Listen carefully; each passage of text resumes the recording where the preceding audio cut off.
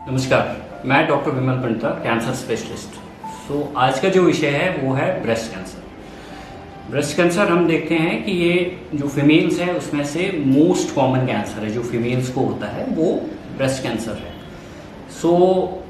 महिलाओं में जो भी नया कैंसर होता है, हर नए 3 कैंसर्स में एक कैंसर ब्रेस्ट कैंसर होता है। इतना ज़्यादा इंसिडेंस है ब्रेस्ट कैंसर का। और breast cancer second most common cause of death है because of cancer in females, जो फीमेल्स में है। तो अगर हम देखें कि लाइफ टाइम रिस्क क्या है ब्रेस्ट कैंसर होने का, हम देखेंगे जो जनरल पॉपुलेशन है उसमें हर 8 में से 1 महिला को लाइफ टाइम में ब्रेस्ट कैंसर हो जाएगा। ये करंट इंसिडेंस है ब्रेस्ट कैंसर का। दैट मीन जो आपका लाइफ टाइम रिस्क है वो 12% है ब्रेस्ट कैंसर डेवलप होने का। तो अगर यही इंसिडेंस हम देखेंगे जो 1950 की शतक थी या 1940s का शतक था, उस टाइम ये सिर्फ 5% रिस्क था। आज देखें तो ये 12% है लाइफ टाइम रिस्क। हम देखेंगे कि with time, with decades of time, तो ये द रिस्क ब्रेस्ट कैंसर होने का ये इंक्रीज हुआ है। तो उसके बहुत सारे कारण हैं जो हम डिस्कस करेंगे अभी। तो बेसिकली ब्रेस्ट क्या है, इसका इंटरनल एनाटॉमी क्या है, ये कैसे डेवलप होता है ब्रेस्ट कैंसर। तो ब्रेस्ट टिश्यू जो है ये मेनली 3 टाइप के टिश्यूज का अंदर में बना होता है। सबसे पहले होता है ग्लैंडुलर टिश्यू। तो उसमें लोब्स आते हैं और डक्ट्स आते हैं। लोब्स वो है जो ब्रेस्ट मिल्क बनाते हैं और डक्ट्स है जो उसी मिल्क को बाहर की तरफ लाते हैं, ट्रांसपोर्ट करते हैं। लोब्स है और ब्रेस्ट कैंसर है। तो यही 2 मेन टिश्यूज है जहां से ब्रेस्ट कैंसर के सेल्स डेवलप होते हैं और फिर कैंसर में चेंज होते हैं। तभी जो मेन 2 टाइप का ब्रेस्ट कैंसर है वो इंट्राडक्टल है और लोबुलर ब्रेस्ट कैंसर है, क्योंकि इसी से ब्रेस्ट कैंसर डेवलप होता है। तो सेकंड जो है वो फाइब्रस टिश्यू होता है, कनेक्टिव टिश्यू होता है, जो इस लोब्स और डक्ट्स को अपने प्लेस में होल्ड करते हैं। वो है फाइब्रस टिश्यू। और थर्ड है जो फैटी टिश्यू है, वो भी मिक्स्ड होता है इसमें फाइब्रस टिश्यू में। तो ये इससे कंस्टिट्यूट हम ब्रेस्ट करते हैं। ये अंदर सारे है जो मिल्क प्रोड्यूसिंग ग्लैंड्स होते हैं, फिर डक्ट्स है जो मिल्क को ट्रांसपोर्ट करते हैं। ये सारे फिर कन्वर्ज होते हैं निप्पल में।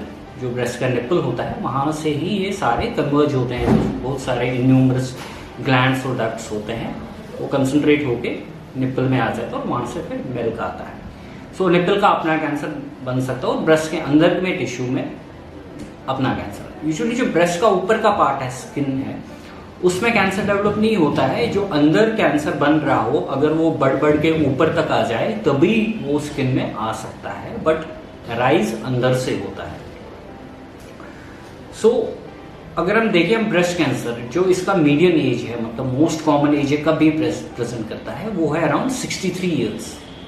मतलब सबसे ज़्यादा कैंसर केसेस अराउंड 63 ईयर्स के होंगे। बट उससे अगर कोई एज ज़्यादा है तब भी ब्रेस्ट कैंसर हो सकता है, इससे कम है तब भी ब्रेस्ट कैंसर होगा। हम देखते हैं बहुत सारे यंग ब्रेस्ट कैंसर पेशेंट्स आते हैं, लाइक 40 ईयर्स में, 38 ईयर्स में, 45 ईयर्स में, उसमें भी ब्रेस्ट कैंसर हो सकता है। बट मोस्ट कॉमन जो कंसंट्रेटेड पॉपुलेशन होती है वो अराउंड 63 ईयर्स होती है, फर्स्ट हाफ ऑफ 60s में।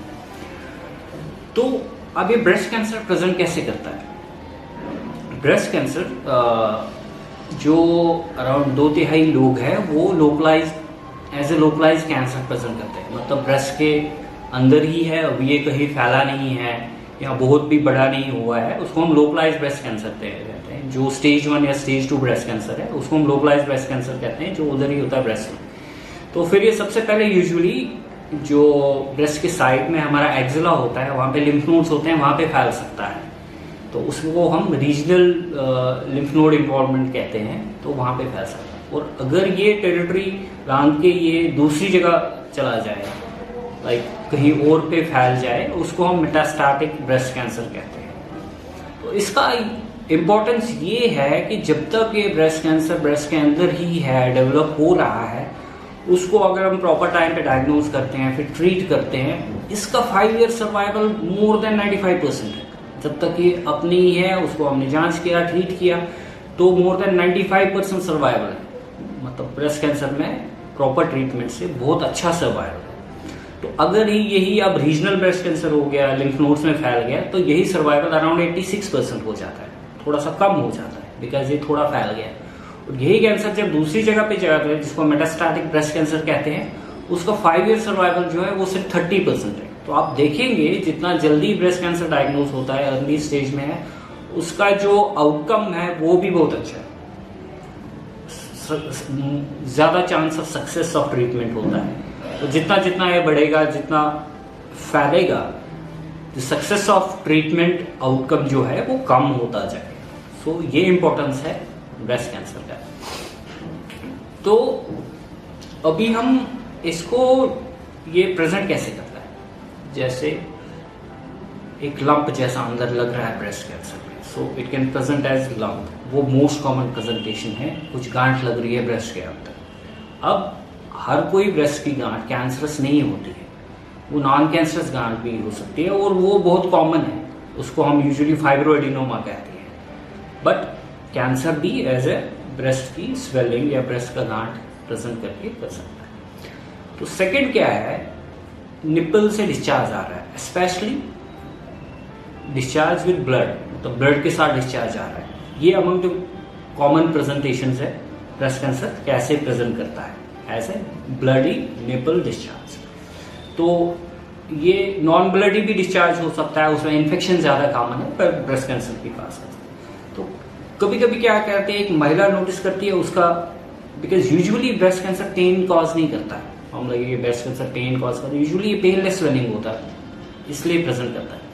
तो कभी कभी कोई महिला नोट करती है उसका जो निप्पल है ब्रेस्ट का वो अंदर की तरफ जा रहा है, उसको हम निप्पल इन्वर्शन कहते हैं। सो वो भी साइन हो सकता है ब्रेस्ट कैंसर प्रेजेंट करने का। और अगर यही जो अंदर ब्रेस्ट कैंसर बढ़ रहा है, अगर ये बढ़ते बढ़ते इतना बड़ा हो गया है कि ये बाहर स्किन तक आ गया, तो स्किन में चेंजेस आ सकती है, स्किन रेड हो सकता है, स्किन फिक्स हो सकता है स्वेलिंग के साथ। और अगर उससे भी ज्यादा बढ़ गया तो आप देख सकते हैं कि ब्रेस्ट में जो ऑरेंज का ऊपर वाला जो टेक्सचर होता है, वो जैसे छोटे छोटे छेद जैसे लगते हैं ऑरेंज में, तो ब्रेस्ट के ऊपर वाली स्किन में भी हम वो चेंजेस देख सकते हैं, वैसे भी प्रेजेंट कर सकता है। और अगर बहुत ही ज़्यादा एडवांस हो गया ये रीजन, तो ये ऊपर स्किन को फाड़ के अल्सरेट हो सकता है, एक ब्रेस्ट अल्सर हो सकता है, एक फंगेटिंग मास जैसा प्रेजेंट कर सकता है। वो यूजुअली एडवांस जब काफ़ी बढ़ गया होता है उसमें प्रेजेंट करता है। तो मोस्टली जो मोस्ट कॉमन है एक पेनलेस ब्रेस्ट स्वेलिंग की तरफ ट्रीट करता है। तो अगर यही कैंसर आप साइड में एक्सा में जाएगा, वहाँ पे लिम्फ नोड्स एनलार्ज हो गए, तो लिम्फ नोड्स दिख सकते हैं, पैल्पेट कर सकता है पेशेंट की कुछ स्वेलिंग यहाँ पे एक्जिला में आई है, सो वो भी ब्रेस्ट कैंसर का लक्षण होता है। या अगर यही फैल के हड्डियों में चला जाए, लिवर में चला जाए, लंग्स में चला जाए, तो उस साइड के सिम्टम्स आ सकते हैं, लाइक बोन पेन हो गया, तो फिर हम देखते हैं कोई बोन पेन के साथ प्रेजेंट करता है, तो देखते हैं फिर जब उसका जांच करते हैं ये बेसिकली ब्रेस्ट कैंसर था जो बोन में फैल रहा है, तो ऑपरेट पास करते हैं। सो ये है ब्रेस्ट कैंसर कैसे प्रेजेंट, इसके सिम्टम्स क्या हो सकते हैं। तो अब हम देखेंगे जो वेस्टर्न कंट्रीज है और हमारी कंट्री में क्या डिफरेंस है, कैसे। अब बेसिकली में टबू बन गया है हमारी सोसाइटी में, तो अगर महिला को लग भी रहा है कुछ गड़बड़ हो रहा है, वो यूजुअली छुपा देते हैं घर वालों से, सोसाइटी में, अरे कुछ कोई बोल देगा क्या है ये क्या नहीं है, कभी कभी पता भी नहीं होता है, कभी पता चल भी जाता है वो, लेकिन वो छुप जाते हैं, दिखाते नहीं है। तो फिर क्या होता है, वो जब बहुत ज़्यादा बढ़ गया, उसने फंगस किया, उसमें अल्सर हो गया, तब वो डॉक्टर के पास आते हैं कि अब ये छुप नहीं पा रहा है, तो फिर डॉक्टर के पास। फिर हम देखें ये तो ऑलरेडी स्टेज 3 स्टेज 4 हो गया, और ये काफ़ी साल 2 साल 3 साल से हमने नोटिस किया है, लेकिन बता नहीं रहे हैं किसी को, because of these taboos in our society. तो इसलिए हमारी जो प्रेजेंटेशन है वो यूजुअली लेट होती है, या कभी कभी अगर किसी को लगता भी है कि कुछ है तो वो इग्नोर कर लेते हैं। तो यूजुअली वेस्टर्न कंट्रीज में नहीं होता है, ये one of the main reasons है वहाँ पे अर्ली स्टेज में महिलाएं ब्रेस्ट कैंसर क्यों प्रेजेंट करती हैं, और यहाँ पे यूजुअली लेट स्टेज में क्यों प्रेजेंट करती हैं। दूसरा है जो काफ़ी डेकेड से वेस्टर्न कंट्रीज में चल रहा होता, उसको कहते हैं स्क्रीनिंग मैमोग्राफी। स्क्रीनिंग मैमोग्राफी क्या है, मैमोग्राफी एक ब्रेस्ट का एक एक्सरे लेना होता है, सिंपल एक एक्सरे लेना होता है, 1-2 व्यूज होते हैं उसमें लेते हैं। उससे पता चलता है कि ब्रेस्ट के अंदर कोई गांठ है नहीं है। कभी कभी ब्रेस्ट के अंदर गांठ भी होती है और हमें फील नहीं होता, बट अंदर होती है, वो छोटी होती है, तो वो मैमोग्राम डिटेक्ट कर लेता है कि अंदर है। तो मैमोग्राम 2 टाइप के होते हैं। एक तो हो गया जब हमें लग रहा है, शक है कि ब्रेस्ट के अंदर गांठ है, फिर हम मैमोग्राम करते हैं, उसको डायग्नोस्टिक मैमोग्राफी करते हैं। पर दूसरा है कि एक महिला है, उसको कुछ भी प्रॉब्लम नहीं है, कोई ब्रेस्ट कैंसर के सिम्टम्स नहीं है, बट वो भी मैमोग्राम करते हैं। उसमें कोई रिकमेंडेशन है कब आपको करना चाहिए, तो उससे हम डिटेक्ट करते हैं। तो यूजुअली वो वाले कैंसर जो स्क्रीनिंग मैमोग्राम में डिटेक्ट होते हैं वो यूजुअली अर्ली स्टेज में होते हैं। अगर स्क्रीनिंग मैमोग्राम में डिटेक्ट हो गया कि कुछ अंदर बन रहा है, हमने फर्दर जांच की, वो ब्रेस्ट कैंसर आ गया, यूजुअली अर्ली स्टेज में है, उसको ट्रीट किया, उसका आउटकम भी बहुत अच्छा है। यूजुअली उनका outcome more than 99% survival rate होता है 5 ईयर्स का, तो बहुत अच्छा है। सो बिकॉज वहाँ पे एक डेडिकेटेड स्क्रीनिंग प्रोग्राम्स है वेस्टर्न कंट्रीज में, हमारे देश में है, हो रहे हैं, बट उतना डेडिकेटेड नहीं है, एक स्ट्रक्चर्ड प्रोग्राम नहीं है, तो यूजुअली इसलिए हम अर्ली डिटेक्ट नहीं कर पा रहे हैं। So that's why we advise जो एवरेज फीमेल्स है जिनका बहुत ज़्यादा कोई फैमिली हिस्ट्री नहीं है, तो उनको 50-55 ईयर्स में हर 2 साल में एक मैमोग्राम करना चाहिए। तो रीज़न उसका ये है कि एक तो अर्ली स्टेज में पकड़ेंगे, बिकॉज अभी इतना कॉमन हो गया ब्रेस्ट कैंसर के, हर 8 में से 1 महिला को लाइफ टाइम रिस्क है कि ब्रेस्ट कैंसर होगा। तो बिकॉज चांसेस बहुत ज़्यादा है सोसाइटी में ब्रेस्ट कैंसर होने का, तो इसलिए मैमोग्राम एक प्रोग्राम करते हैं। एक कोई भी प्रॉब्लम नहीं होती है इस टेस्ट से, एक सिंपल एक्सरे लेना होता है ब्रेस्ट का, तो उसमें जब जल्दी डिटेक्ट होगा तो ट्रीटमेंट अच्छी तरह से होगा, तो आउटकम भी अच्छा है। तो अगर कोई महिला है कि उसको जो रिस्क है वो थोड़ा ज़्यादा है, लाइक सपोज उनके मदर है, आंट है या कुछ है, उनको ब्रेस्ट कैंसर हुआ, या कोई फैमिली मेम्बर है जिसको थोड़ा अर्ली स्टेज में ब्रेस्ट कैंसर हुआ, उनको हम यूजुअली रेकमेंड करते हैं कि थोड़ा पहले, रादर देन एट 50-55 ईयर्स और 40-45 ईयर्स में आप स्क्रीनिंग स्टार्ट कर लीजिए, बिकॉज आपका रिस्क ज़्यादा है, सो दैट ये जल्दी रिस्क हम इसका अर्ली डायग्नोस कर सकें। एंड एक होता है हेरिडिटरी, इसको हम इनहेरिटेड ब्रेस्ट कैंसर है। कुछ जीन्स होते हैं जो फैमिलीज में रन करते हैं, जिसको लाइक उसको BRCA1 and 2 associated breast cancers कहते हैं। तो जिनको वो है, लाइक कोई फैमिली मेम्बर है, अर्ली एज में उसको ब्रेस्ट कैंसर हुआ है और उनको वो बैड जीन्स है, तो उनको यूजुअली हम कहते हैं कि जिस भी इंडिविजुअल फैमिली में जो ब्रेस्ट कैंसर हुआ है, जब एज में हुआ है उससे 10 साल पहले से आप ब्रेस्ट कैंसर का मैमोग्राफी स्क्रीनिंग स्टार्ट कर लीजिए। कभी कभी हम MRI भी यूटिलाइज करते हैं ऐसे इनहेरिटेड ब्रेस्ट कैंसर स्क्रीनिंग में, क्योंकि कभी कभी मैमोग्राम में ऐसे कैंसर्स मिस हो सकते हैं, सो दैट मैमोग्राम में ज़्यादा डिटेक्शन पावर है इसमें MRI में, तो उसको डिटेक्ट कर सकते हैं। तो उसकी अलग अलग रिकमेंडेशन है किसको ये करना चाहिए और किसको किस एज में करना चाहिए। सो ये हो गया ये कैसे होता है, और ये फिर कैसे हम डायग्नोज कैसे करते हैं। एक तो जो मैंने बोला MRI है, उससे पता चल जाता है, और अगर हमें MRI में शक हो गया कि कुछ अंदर स्वेलिंग है या सस्पिशियस रीजन है, सो नेक्स्ट होता है एक FNAC, जिससे हमें सेल्स मिलते हैं कि जो बोल सकते हैं हाँ जी ये कैंसर सेल्स है।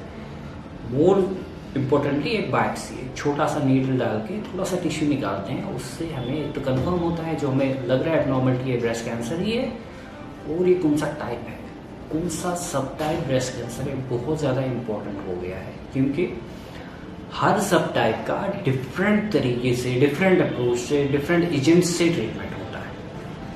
तो अगर हम करेक्टली सब टाइपिंग करें, जो डिपेंड होता है हार्मोन स्टेटस पे, लाइक ER है, PR है, HER2/neu है, या एक ट्रिपल नेगेटिव है जिसमें सारे हार्मोन्स रिसेप्टर्स नेगेटिव है, तो इनका सबका अप्रोच डिफरेंट है। किसी में हम अपफ्रंट सर्जरी कर सकते हैं, किसी में पहले कीमो देना है या टारगेटेड ड्रग्स देना है, उसको छोटा करना है, उसके बाद सर्जरी करते हैं, तो ताकि जो ओवरऑल सर्वाइवल है वो बढ़ जाए। सो ये सब हमें बायोप्सी से पता चलता है कि कैंसर है, कौन सा टाइप है, कौन सा सब टाइप है।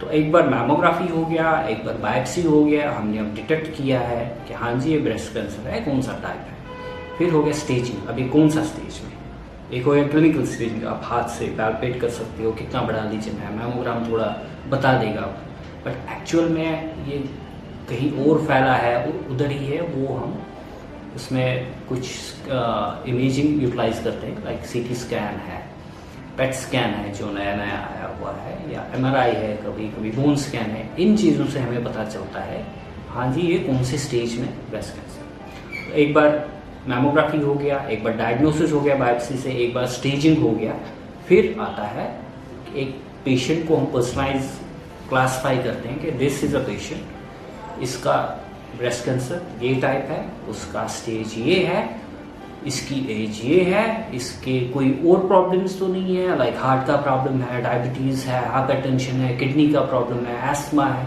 वो तो नहीं है साथ साथ में।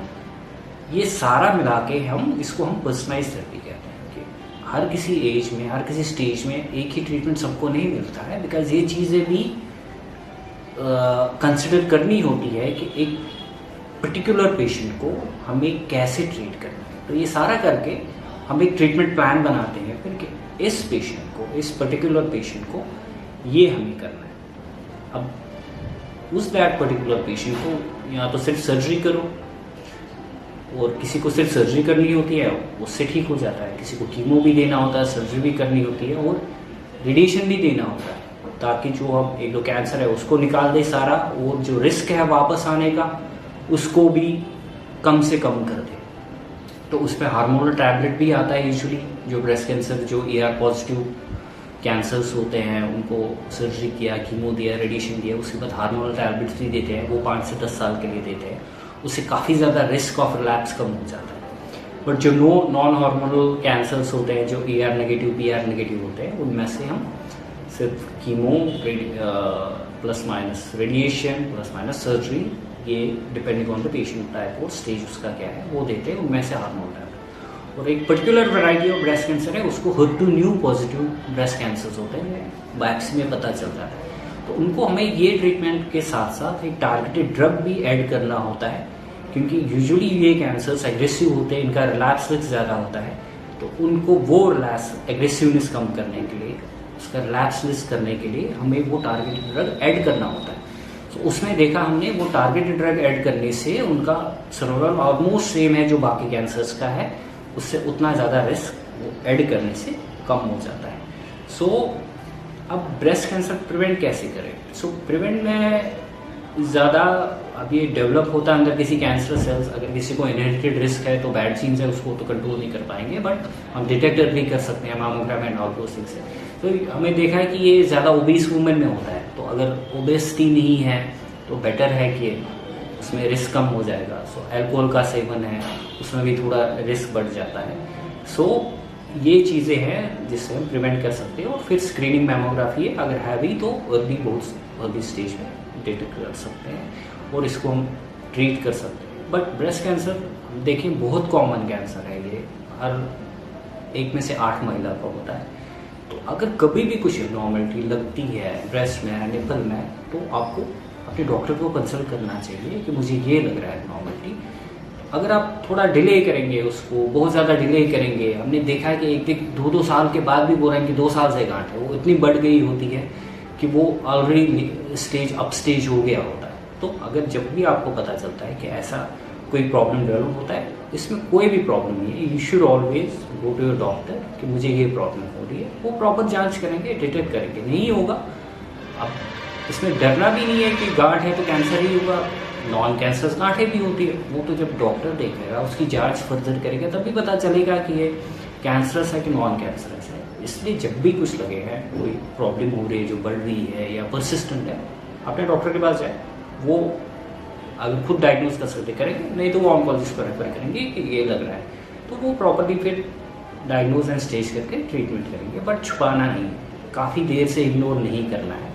सबसे इम्पोर्टेंट मैसेज यही है कि इग्नोर नहीं करना है, छुपाना नहीं है। जब भी प्रॉब्लम है अपने डॉक्टर से कंसल्ट करें। Thank you so much.